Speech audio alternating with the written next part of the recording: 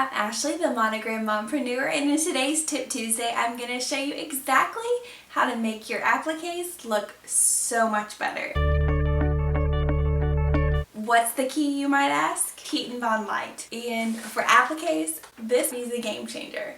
There's a reason I buy it in bulk, and that is because it is so essential to have a clean and crisp applique. So let me show you exactly how to apply it to your fabric, and then I'll let you see it in action. Okay, so according to the instructions, you're supposed to use a medium heat with no steam. Let me show you how I do it. So typically what I do is I'll cut a long strip because when I'm doing applique, I typically use about 1/4 of a yard.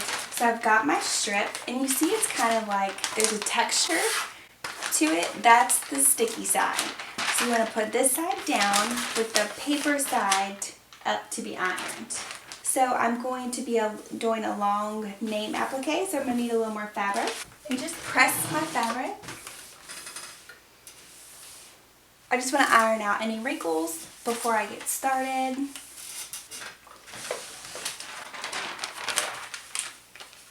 And then I'll do my Heat N Bond Lite. You want to make sure not to get this on your iron or on your ironing board. That's no fun. So make sure you can even put like a pressing cloth or a towel underneath to make sure you don't get them on your ironing board. So as you can see, I'm just kind of going over. You can kind of tell when it's been adhered. This is being stubborn up there. Okay, and so what I like to do, I like to just go in and cut my fabric out. So I don't have to worry about appliquing with a fabric that doesn't have any Heat N Bond Lite, no guessing games. And then it's a peel cool. So once it's cooled, you kind of see the film, if you can see the texture, and it just pulls right off. If you start to see a little rippling, you might need to apply more heat. But there you go.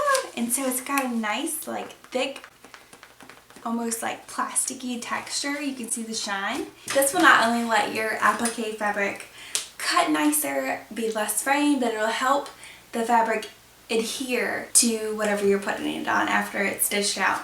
So let me show you the Heat N Bond Lite in action.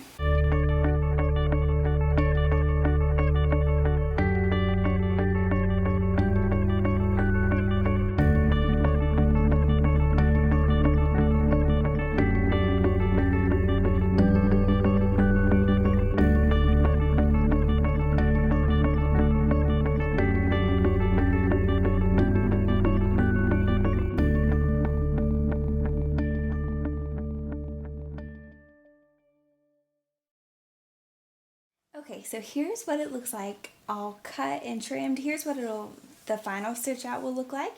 And here's what just the placement and the tack down stitches look like. So when you're using Heat N Bond Lite, ideally you want to seal or press the Heat N Bond Lite onto the fabric. So you want to iron it before you do the final stitch. And that's not always possible, especially with like applique shirts. With all different types of fabrics and steps. So this one I will be able to. You can buy little craft irons to actually just like use on the machine, so you don't have to take it off, because when you do take something off the machine, you run the risk of like knocking it or just messing it up. So this just kind of seals the fabric down, seals it in, and gives it a nice unrippled, unbubbled effect.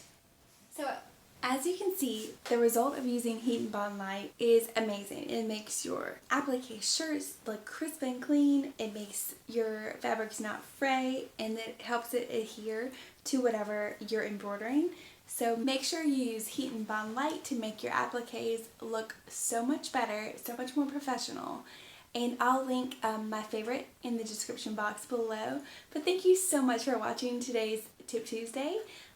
Tune in next week. We have another great tip coming your way. So make sure you hit subscribe and give me a thumbs up if you liked these types of videos. Bye for now.